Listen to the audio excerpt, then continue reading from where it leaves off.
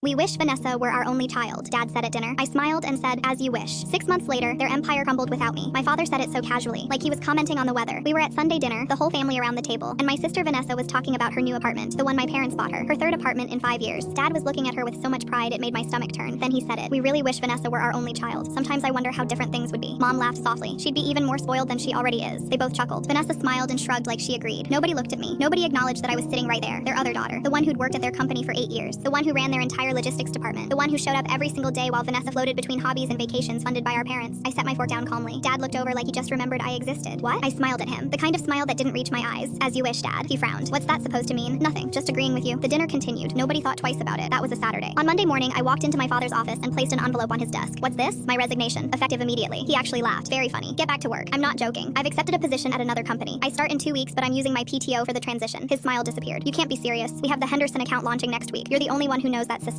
"I know." He stood up. "This is ridiculous. You're throwing a tantrum because of some joke at dinner?" "It wasn't a joke to me." I turned and walked out. He followed me into the hallway yelling about loyalty and family and how I was being childish. I didn't respond. I just kept walking, cleaned out my desk in 10 minutes and left. The Henderson account fell apart within 3 days. Nobody else understood the software I built, the custom tracking system I designed over 6 years, the client relationships I'd personally maintained. Dad called me 14 times that first week. I didn't answer. Mom texted me saying I was being dramatic and hurting the family business over nothing. I didn't respond. Vanessa sent me a voice message saying I was always jealous of her and this proved it. I deleted it without finishing. By month 2, they'd lost 3 major clients. The logistics department was in chaos. They hired 2 people to replace me and neither lasted more than 3 weeks because nobody had documented the systems I created. I'd kept everything in my head on purpose, not out of spite originally, just because I was always too busy fixing problems to write things down. But it worked in my favor now. Month 3, my father showed up at my new apartment. I still don't know how he got the address. He knocked until I opened the door. He looked 10 years older. "You have to come back. We're losing everything." I leaned against the doorframe. "Why would I come back? You wished I didn't exist." "That was a joke. I didn't mean it literally. You said it in front of the whole family. You and Mom laughed about it. Vanessa laughed about it. Nobody even looked at me." He rubbed his face. "I'm sorry, okay? I'm sorry. We need you. The company needs you." "What about Vanessa? She's your only child, remember? Let her fix it." "She doesn't know anything about the business. She's never worked a day in her life." "I know. That's the point." I closed the door. He knocked for another 20 minutes before leaving. Month 4, they had to lay off half the staff. Month 5, they closed the second warehouse. Month 6, my mother called me crying. She said they were going to lose the house. The same house they'd promised to Vanessa in their will while giving me nothing. She begged me to come back. Said they'd make me a partner. Said they'd give me whatever I wanted. I told her the truth. "I don't want anything from you. I spent 8 years building that company while you treated me like I was invisible. I watched you buy Vanessa 3 apartments while I paid my own rent. I watched you fund her failed businesses while I worked 60-hour weeks. And then you sat at that table and wished she was your only child. So now she is. Figure it out together." I hung up. Last week I heard they sold the company for almost nothing, just enough to cover their debts. Vanessa had to move back in with them because she couldn't afford her apartment without their help. She's 31 years old and has never had a real job. My new company promoted me twice in 6 months. I make more than I ever did working for my parents, and I actually get recognized for my contributions. Dad sent me a letter last month, a real paper letter. He said he was sorry. He said he never realized how much I did. He said he took me for granted because I never complained and Vanessa always demanded attention. He asked if we could start over. I read it once and threw it away. Some apologies come too late. You don't get to treat someone like they're nothing for years, and then act surprised when they finally believe you. They wished Vanessa was their only child. I just made their wish come true.